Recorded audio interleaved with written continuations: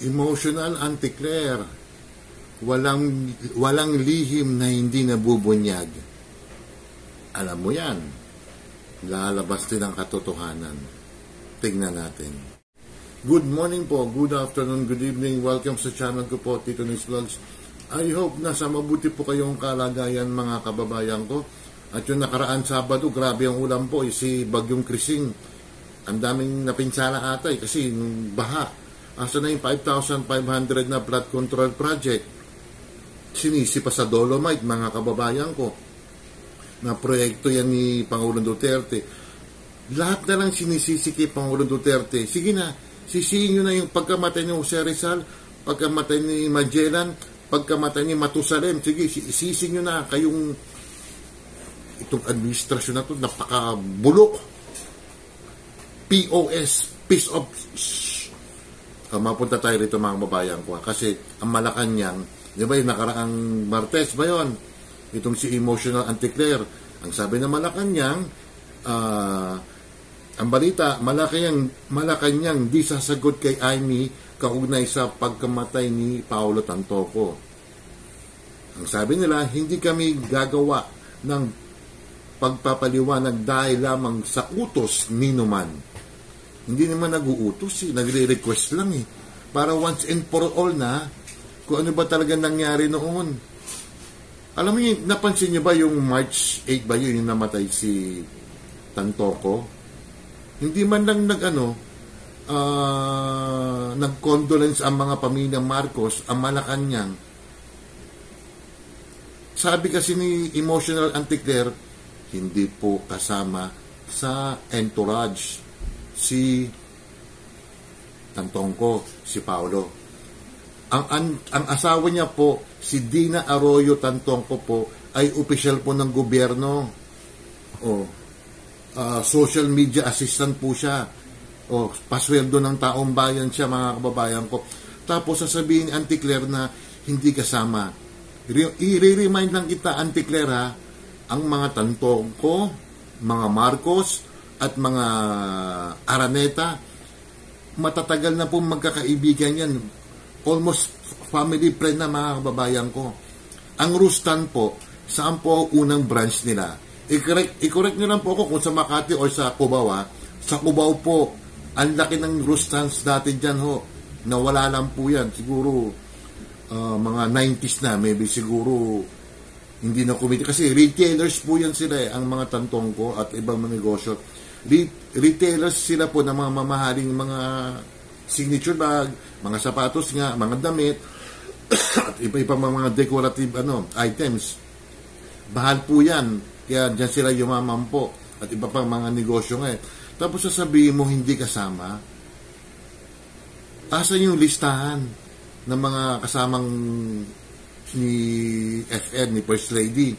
At may mga kasama pang mga artista po Piolo Pascual, Bianca Umali, si Ruru. Marami pang nabanggit si Sir Marlon Ang tanong lang ng taong bayan, sino ang gumastos po niyan?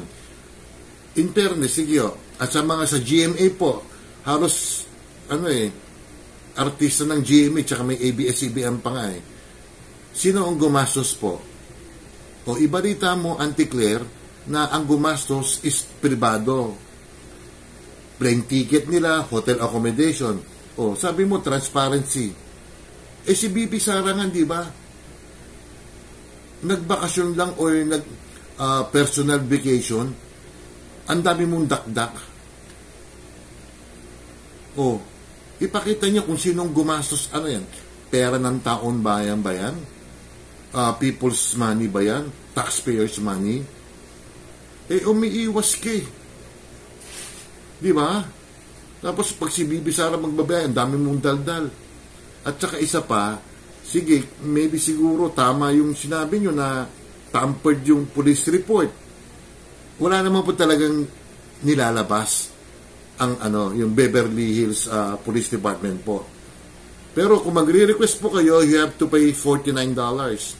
Kasi through internet minsan business na rin yan po yan. Binanggit mo ba, Anti-Claire, yung toxicology report? kung ano yung cause, ano yung sanhi, bakit nasawi si Paulo.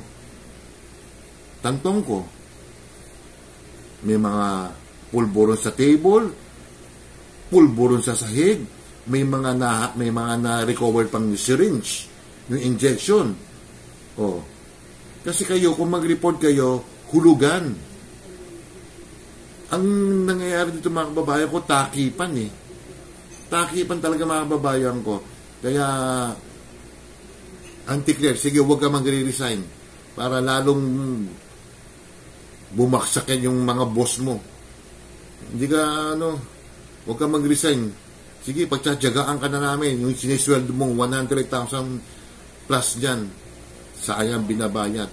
Ito, papakita natin yung kay konting konting papelaw, yung sinabi ni Jason sa mga babae ko. Sandali lang yung kay Jason sa. Ayan po mga babae ko, ito yung konti lang kay Jason sa. Sabi niya sa komentaryo ng mga babayan ko. In-address kay Senate President Chis Escudero. Mr. President, Senate President, 20th Congress, yan, sa 27 na magkukonvene mga babayan ko. Not only is government monies were spent for this trip and undertaking, this is a national shame and scandal. Tama mga kababayan ko, kasi ang daming kasama po sa Manila International Film Festival. Dahil nga pinopromote natin yung pelikulang Pilipino. Alam nyo kung sino pa kasali dyan? Si Congressman Atayde. Although siguro baka pera niya yon. Nanay niya, Silvia Sanchez, saka yung tatay niya. Sino ba yung Arcil lang yun? Si General Luna, kasama rin na anti-Marcos yun, pero kasama. Siyempre, sayang din yung trip eh. Oh, again, panawagan kay Auntie Claire, ilabas niya yung accountability or yung mga resibo. Sino ang nagbayad ng hotel accommodation nila? Anong yung aeroplanong sinakyan? Economy ba sinakyan nila? Kung PAL, premium economy or business class? Transparency ang kailangan natin mga kababayan ko. Hindi yung panay deny to death kayo na takipan to mga babayan ko, cover up talaga mga babayan ko. Kaya hindi matatapos to. Meron pang dyan na unconfirmed na pumunta pa sa Miami yung si Tantong ko bago nasawi Private jet mga sinakyan mga babayan ko sa Miami maraming putburon. Saan kaya nanggaling na Tanggalin na natin kung may dala silang pulburon, kasi po doon sa bansang yon, sa US, maraming makukunan doon, di ba? Bawal na bawal po yun yung pulburon doon. Ang pwede lang po ron si Maria Juana. Ang pwede lang po ron. May mga state po na pwede ang Maria Juana. Yung iba, hindi naman pwede. Pero yung pulburon ang pinagbabawal doon, mga kababayan ko. Kaya, imbestigahan yan kung sino talaga makakasama. Huwag naman natin idadamay yung ibang artista. Siyempre, baka sumama lang. Kaya lang, sino ang gumastos? Yung Gosom, yung executive ng Channel 7, kasama rin. Kailangan explain ni Auntie Claire na ang nagbayad po ay ang mga pribadong network, etc. Transparency nga, di ba, Auntie Claire? Taalo pa kita Hindi ka kasi nagre-research Tapos sasabihin mo nga yung unang pahayag ko dito na hindi kasama sa entourage. Opisyal nga yung asawa niya At saka matagal na magkakilala ang mga Marcos, Tantongco at mga Araneta. Hindi ka nagre-research? 56 ka na, hindi ka pa nagre-research, abogado ka. O ilang mga babae ko, medyo short lang to talagang lalabas talaga ang katotohanan yan. Hindi ngayon, hindi next week, hindi next month, hindi next year, maybe.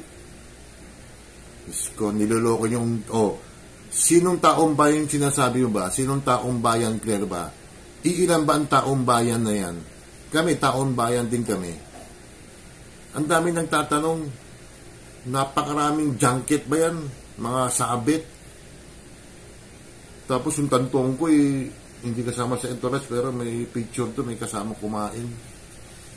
Don't forget to like and subscribe. Hit the bell notification para ma-update kayo sa akin mga video.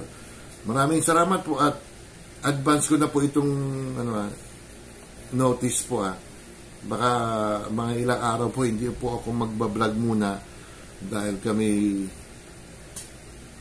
nagliligpit na mga babayan ko. Ako'y mamamaalam na sa aking kinalakihan na bahay. We're moving out na mga babayan ko. Nakakalungkot kasi 6 years po akong